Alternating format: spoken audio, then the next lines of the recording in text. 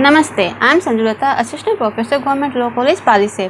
आज हम Indian contract act 1872 के अंतर्गत पढ़ेंगे कि सभी अनुबंध ठहराव है, परंतु सभी ठहराव अनुबंध नहीं है, यानी कि all contracts are agreements but all agreements are not contract. इस स्टेटमेंट को समझने के लिए हमें अनुबंध और ठहराव की डेफिनेशन को समझना जरूरी है। तो हम पहले पढ़ते हैं कि ठहराव क्या होता है। ठहराव यानी कि एग्रीमेंट। एग्रीमेंट की डेफिनेशन इंडियन कॉन्ट्रैक्ट एक्ट के सेक्शन 2E में दी गई है। इसके अनुसार प्रत्येक वचन तथा वचनों का प्रत्येक समूह जिसमें वचन एक दूसरे के लिए प्रतिफल होते हैं ठहराव कहलाते हैं। यानी कि जो ठहराव होता है उसमें जो पार्टीज है, यानी कि जब हमने इसके एसेंशियल एलिमेंट्स पढ़ा था तब भी हमने पढ़ा था कि कोई भी कॉन्ट्रैक्ट होता है, एग्रीमेंट होता है, उसमें कम से कम दो पक्षकार का होना जरूरी है। तो दो पक्षकार, एक प्रस्तावक, दूसरा प्रस्ताव ग्रहीता।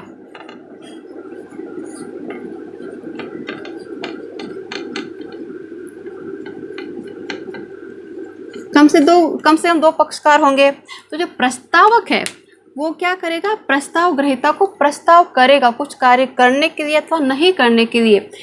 जब इसने कोई कार्य किया है, इसके लिए कोई कार्य किया है या इसके लिए कोई कार्य नहीं किया, इसके हित में जो ये चाहता है कि वो कार्य प्रस्तावक ना करे, तो उस कार्य करने अथवा ना करने बदले जो प्रस्ताव ग्रहीता है इसको प्रस्तावक को जो प्रतिफल देने का जो वचन देता है।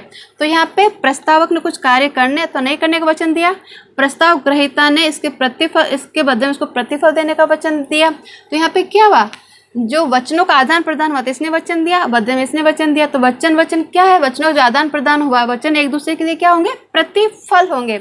इसके लिए प्रतिफल क्या होगा, जो उसके कार्य के बदले जो उसको मिलेगा प्रस्तावक को, और प्रस्तावक जो प्रस्ताव ग्रहीता के लिए जो कार्य करेगा वो उसके लिए प्रतिफल हो जाएगा।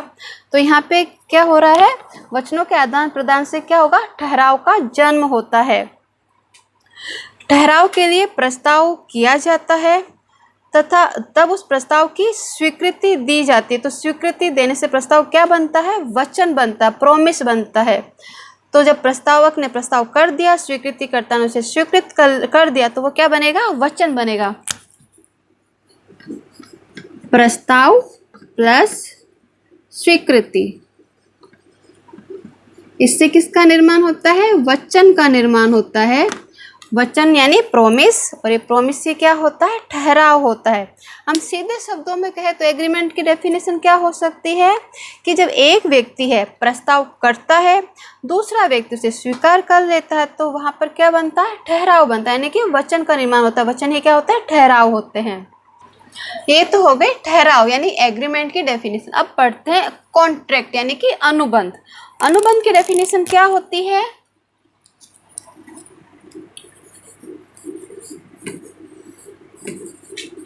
अनुबंध यानी कि कॉन्ट्रैक्ट। कॉन्ट्रैक्ट की डेफिनेशन सेक्शन 2H में दी गई है। सेक्शन 2H क्या कहता है कि ऐसे ठहराव जो राज नियम के द्वारा प्रवर्तनीय होते हैं वो क्या होते हैं, वो अनुबंध कहलाते हैं। तो कौन से ठहराव है, ठहराव कई प्रकार के होते हैं। कुछ ठहराव राजनियम के द्वारा प्रवर्तनीय होते हैं, कुछ राजनियम के द्वारा प्रवर्तनीय नहीं होते हैं। तो जो राजनियम के द्वारा प्रवर्तनीय होंगे वो ही ठहराव अनुबंध की परिभाषा में आते हैं। तो इसको क्या कह सकते हैं, अनुबंध के लिए ठहराव प्लस राजनियम द्वारा प्रवर्तनीयता, इससे संविदा, अनुबंध या फिर कॉन्ट्रैक्ट का निर्माण होता है। तो इस स्टेटमेंट को समझने के लिए हमें दो परिभाषा समझनी पड़ेगी, वो हमने समझ ली है। अब हम जब इस स्टेटमेंट को देखते हैं तो इस स्टेटमेंट को दो भागों में बांटा जा सकता है। पहला भाग तो क्या कहता है कि सभी अनुबंध ठहराव है, दूसरा भाग है सभी ठहराव अनुबंध नहीं है। अब हम इन दोनों भागों को एक एक करके पढ़ते हैं। तो जब सभी अनुबंध ठहराव है, जब हमने ठहराव की परिभाषा पढ़ी थी, यानी सेक्शन 2E क्या कह रहा था कि प्रत्येक वचन यानी सभी वचन तथा वचनों का प्रत्येक समूह जिसमें वचन एक दूसरे के लिए प्रतिफल होते हैं वह ठहराव कहलाता है। अब इस परिभाषा में नहीं कहा गया कि कौन से वचन हैं जो ठहराव बनाते हैं, यानी उसमें वचनों का रूप स्वरूप कैसा होगा, उनमें वैधानिकता का तत्व होना चाहिए कि नहीं होना चाहिए, इसके बारे में कुछ भी नहीं कहा गया है। इसमें सभी प्रकार के वचनों के आदान प्रदान को ठहराव माना गया है। तो किसी भी प्रकार के वचनों का आदान प्रदान से पक्षकारों में ठहराव का निर्माण हो सकता है।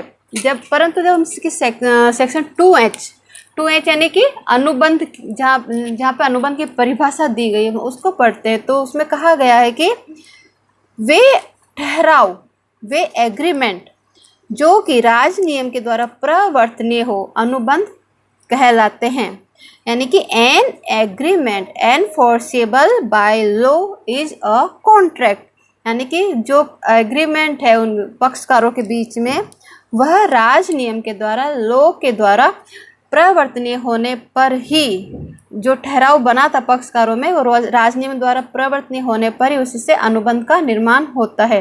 तो इसके आधार पर कह सकते हैं कि जो ठहराव, उसमें सभी प्रकार के ठहराव शामिल होते हैं, चाहे वो राज नियम द्वारा प्रवर्तनीय हो, चाहे नहीं हो, चाहे अवैध हो, वैध हो, तो सभी वो ठहराव होंगे। परंतु उनमें से ऐसे ठहराव में से केवल वे ही ठहराव जो राज नियम के द्वारा प्रवर्तनीय होंगे वह अनुबंध की परिभाषा के अंतर्गत आते हैं। तो सब अनुबंध के लिए क्या जरूरी है? ठहराव जरूरी है। ठहराव के बिना कोई भी अनुबंध नहीं हो सकता। जैसे कोई अपन को कोई पेड़ प्राप्त करना, पेड़ उगाना, तो उसके लिए बीज चाहिए, बीज से पौधा बनता है, पौधे से फिर पेड़ बनता है। तो किसी भी पेड़ के लिए बीज का होना जरूरी है। तो उसी प्रकार अनुबंध के लिए ठहराव का होना जरूरी है। बिना ठहराव के अनुबंध का निर्माण नहीं होता है, परंतु इसमें केवल वे ही ठहराव शामिल होंगे जो कि राज नियम के द्वारा प्रवर्तनीय होते हैं। तो कोई ठहराव है राज नियम के द्वारा प्रवर्तनीय कब होता है, इसके संबंध में हमने इसेंशियल एलिमेंट्स में पहले ही पढ़ चुके हैं कि कम से कम 2 पक्षकार होने जरूरी है, उसमें प्रतिफल का होना जरूरी है, पक्षकारों में कॉन्ट्रैक्ट करने की क्षमता होनी चाहिए, निश्चित अर्थ वाले होने चाहिए, उनका वह अनिश्चित अर्थ वाले नहीं होने चाहिए। साथ ही और क्या होना चाहिए, उसमें बहुत सारे अपन ने तत्व पहले ही पढ़े थे। पक्षकारों में वैधानिक संबंध स्थापित करने की इच्छा होनी चाहिए, और उनमें जो पक्षकार है उनमें जिस बात के लिए उनमें कॉन्ट्रैक्ट हुआ है, जो एग्रीमेंट हुआ है, उसमें सहमति मतैक्यता होनी चाहिए, स्वतंत्र सहमति होनी चाहिए, वैधानिक प्रतिफल होना चाहिए, वैधानिक उद्देश्य होना चाहिए, कपट नहीं होना चाहिए, उसके अंतर्गत निश्चितता होनी चाहिए, निष्पादन की संभवता होनी चाहिए, और राज नियम के द्वारा स्पष्ट उनको अव्यर्थ घोषित ठहराव में से नहीं होना चाहिए। अगर कोई वैधानिक औपचारिकता की आवश्यकता है तो वैधानिक औपचारिकता का पालन किया जाना चाहिए। तो ये सारे आवश्यक तत्व जब ठहराव के अंतर्गत होते हैं तो वह राज नियम के द्वारा प्रवर्तनीय होता है, और जब जैसे राज नियम द्वारा प्रवर्तनीय होता है वह एग्रीमेंट कॉन्ट्रैक्ट में बदल जाता है। तो ये तो हो गया पहला वाला पार्ट, सभी अनुबंध ठहराव है, यानी कि अनुबंध के लिए ठहराव का होना जरूरी है, परंतु इसकी क्या है, लिमिट है। केवल वही ठहराव जो राज नियम द्वारा प्रवर्तनीय होंगे वह अनुबंध की परिभाषा में आते हैं। अब अपन इसका सेकंड पार्ट देखते हैं। सेकंड पार्ट क्या कहता है?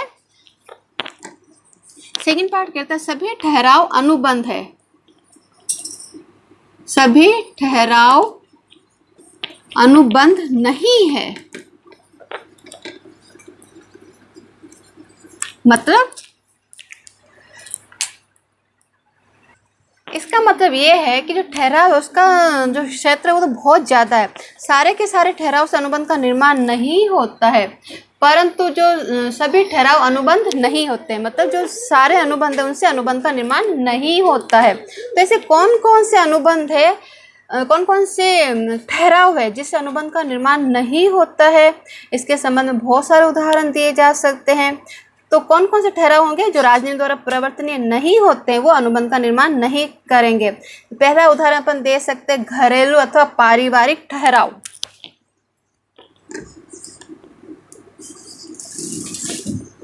घरेलू अथवा पारिवारिक ठहराव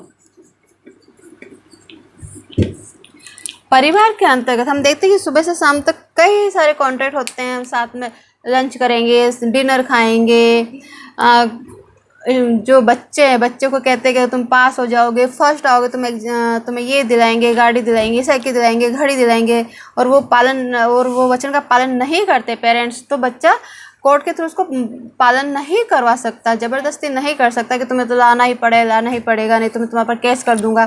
तो ये क्या होंगे, ये पारिवारिक ठहराव है। तो ज़्यादातर जो पारिवारिक ठहराव या घरेलू ठहराव है वो ठहराव ही होते हैं, उनसे कोई भी अनुबंध या संविदा का निर्माण नहीं होता है। परंतु यदि जो घरेलू तो पारिवारिक ठहराव है उसमें पक्षकारों का उद्देश्य वैधानिक संबंध स्थापित करने का रहा है, तो वो ठहराव क्या होंगे, वैध होते हैं।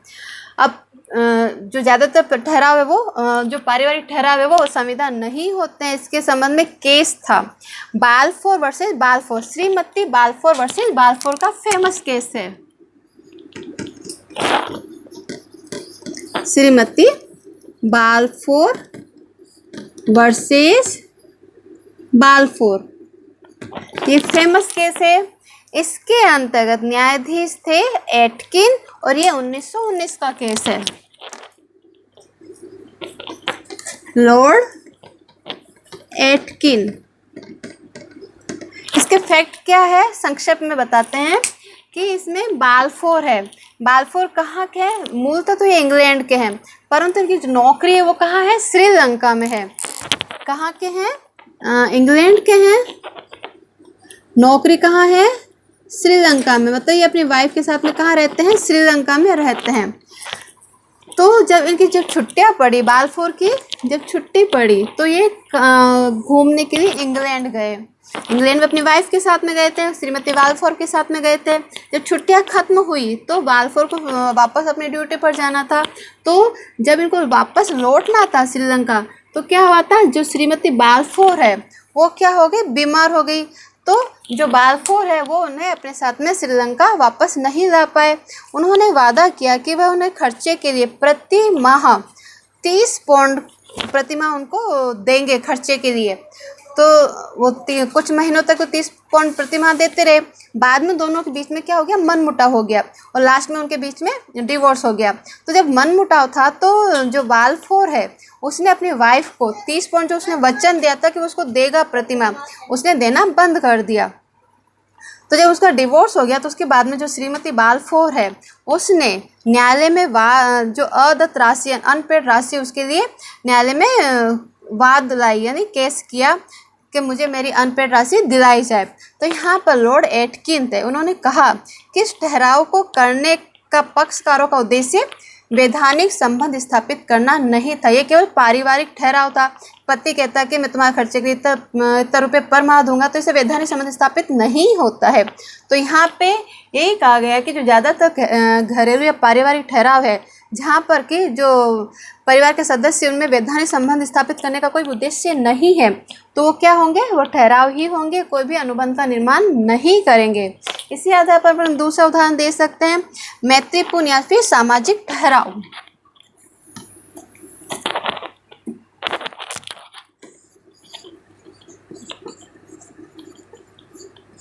मैत्रीपूर्ण या फिर सामाजिक ठहराव।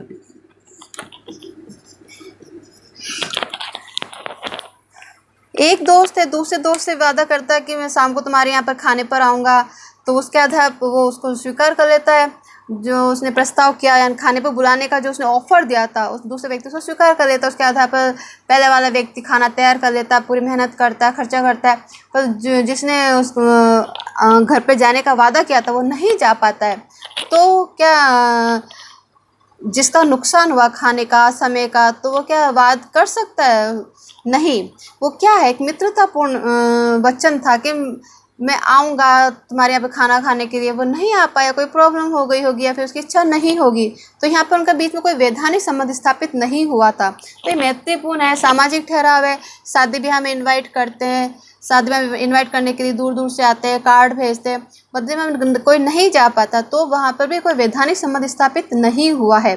तो यहाँ पर भी यही बात कही गई है जो कि घरेलू पारिवारिक ठहराव में कही गई है कि जहाँ पर पक्षकारों में वैधानिक संबंध स्थापित करने की इच्छा नहीं है, तो ऐसे जो मैत्रीपूर्ण या सामाजिक ठहराव होते हैं वो क्या होंगे, वो ठहराव ही होंगे, उससे संविदा का निर्माण नहीं होता है।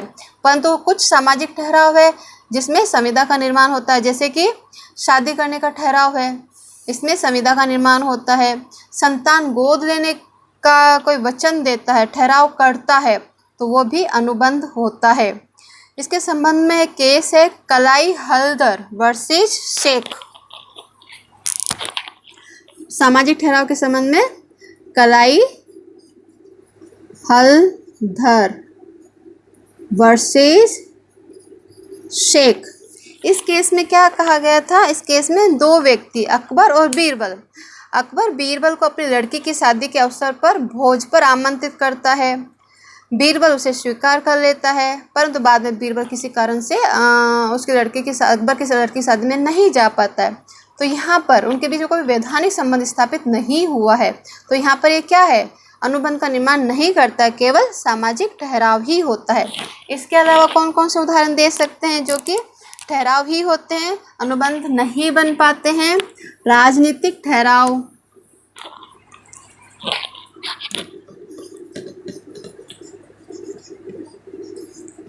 राजनीतिक ठहराव, राजनीतिक ठहराव भी ठहराव ही होते हैं, वो अनुबंध का रूप धारण नहीं करते हैं। क्यों नहीं करते हैं? क्योंकि राजनीतिक ठहराव जिनका उद्देश्य पक्षकारों में आपस में वैधानिक संबंध स्थापित करने का नहीं होता है। राजनीतिक ठहराव के अंदर अनेक पार्टियां होती है, राजनीतिक पार्टियां अनेक पार्टियां होती है। इसमें एक पार्टी दूसरी पार्टी के जो सदस्य है उनको खरीद फरोख्त करती रहती है, अपनी ओर मिलाने के लिए उनको पैसे देने का प्रस्ताव वगैरह करती है। तो राजनीतिक प्रस्ताव जिसमें वैधानिक संबंध तो होते ही नहीं है, तो वो अनुबंध तो होंगे ही नहीं। साथ ही क्या होते हैं? ये नीति के विरुद्ध होते हैं, लोक नीति के विरुद्ध होते हैं। इस कारण ये क्या होंगे? अवैध भी होते हैं। तो राजनीतिक ठहराव भी इसके अंतर्गत आ सकता है कि ठहराव ही रहते हैं, अनुबंध का निर्माण नहीं करते हैं। इसके अलावा व्यापारिक ठहराव जिनका उद्देश्य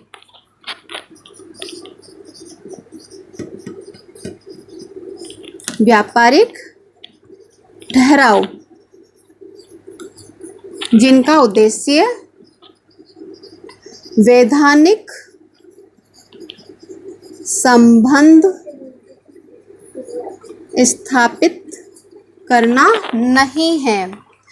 यानी हम देखते हैं जो व्यापारिक ठहराव होते हैं वो मुख्यतः उसमें उत्तरदायित्व भी उत्पन्न होते हैं जो कि कोर्ट के थ्रू मनवाए जा सकते हैं, उसमें क्षतिपूर्ति वगैरह प्राप्त करने का अधिकार होता है। तो जो व्यापारिक ठहराव किए जाते हैं वो मोस्टली तो अनुबंध के रूप में ही होते हैं, परंतु जहाँ पर जो ठहराव के पक्षकार है वो जो एग्रीमेंट करते हैं उसमें अगर वो लिख देते हैं कि जो वो ठहराव कर रहे हैं उनमें उनके द्वारा कोई भी वैधानिक संबंध स्थापित नहीं होगा, कोई भी उत्तरदायित्व उत्पन्न नहीं होगा, तो वहाँ पर वैधानिक उत्तरदायित्व उत्पन्न नहीं होते हैं, तो वो क्या होंगे? ठहराव ही होंगे, उनसे अनुबंध का निर्माण नहीं होता है। इसके संबंध में फेमस केस है Rose and Frank company, Rose and Frank company versus Crompton brothers limited.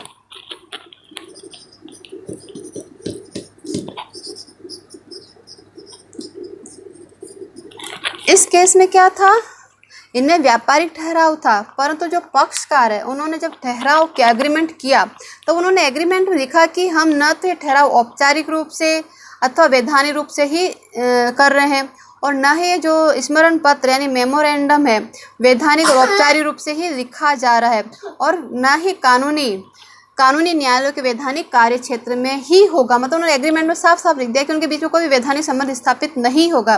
तो ये क्या हो जाएगा? ये केवल ठहराव हो गया, इनके बीच में क्या है? वैधानिक संबंध स्थापित करने की इच्छा नहीं है। तो व्यापारिक ठहराव ज़्यादातर अनुबंध के रूप में होते हैं, परंतु अगर वो पक्षकार खुद ही कह देते कि हमारे बीच में कोई वैधानिक संबंध स्थापित नहीं हो रहे, तो वो क्या होगा? अनुबंध में नहीं बदलते, वो ठहराव ही रह जाते हैं। तो ये तो मुख्य है कि ये केवल ठहराव होते हैं, यानी घरेलू पारिवारिक ठहराव, मैत्रीपूर्ण सामाजिक ठहराव, राजनीतिक ठहराव, व्यापारिक ठहराव जिनका उद्देश्य वैधानिक संबंध स्थापित करना नहीं है। इसके अलावा हम वो भी उदाहरण दे सकते हैं जो कि किसी ठहराव को अनुबंध में परिवर्तित करने के लिए आवश्यक होते हैं। जैसे अभी बताया था, जो पक्षकार उनमें अनुबंध करने की क्षमता होनी चाहिए सेक्शन 11 के अनुसार, यानी कि वो क्या होने चाहिए, वयस्क होने चाहिए, स्वस्थ चित्त होने चाहिए, राजनियम द्वारा अनुबंध करने के अयोग्य घोषित नहीं होने चाहिए। इसके अलावा जो पक्षकार है उनमें पक्षकारों की स्वतंत्र सहमति होना आवश्यक होता है। अवैधानिक उद्देश्य नहीं होने चाहिए, अवैधानिक प्रतिफल भी नहीं होना चाहिए, विवाह में रुकावट डालने वाले भी ठहराव नहीं होने चाहिए, सेक्शन 27 में कहा गया है। इसके अलावा व्यापार में रुकावट डालने वाले ठहराव भी नहीं होने चाहिए, अनिश्चित अर्थ वाले भी नहीं होने चाहिए। जैसे कि कोई कहता है कि मैं अपनी कार तुम्हें 5 लाख या 6 लाख में बेचूंगा, तो ये क्या अनिश्चित अर्थ वाले हैं, तो ये भी नहीं होना चाहिए। असंभव घटना पर आधारित भी नहीं होना चाहिए, जिसमें सेक्शन 56 में बताया गया है। असंभव कार्य वाले नहीं होने चाहिए। और जब कोई पक्षकार कहते हैं भविष्य में तुम्हारे साथ मैं ये कॉन्ट्रैक्ट करूँगा, यानी कि भविष्य में अनुबंध करने के ठहराव भी नहीं होने चाहिए। तो ये सारे ठहराव तो क्या होंगे, ठहराव ही रह जाएंगे, कोई भी अनुबंध का निर्माण इनसे नहीं होता है। अनुबंध यानी कि कॉन्ट्रैक्ट का निर्माण इनसे नहीं होता है। तो ये स्टेटमेंट सभी अनुबंध ठहराव है, परंतु सभी ठहराव अनुबंध नहीं है। कई बार परीक्षा में पूछा गया कि इसको स्पष्ट कीजिए, तो सारे बताने पड़ेंगे, इनके सबके केस के साथ में समझाना पड़ेगा। तो आज हमने पढ़ा कि सभी अनुबंध ठहराव है, परंतु सभी ठहराव अनुबंध नहीं है। Thank you.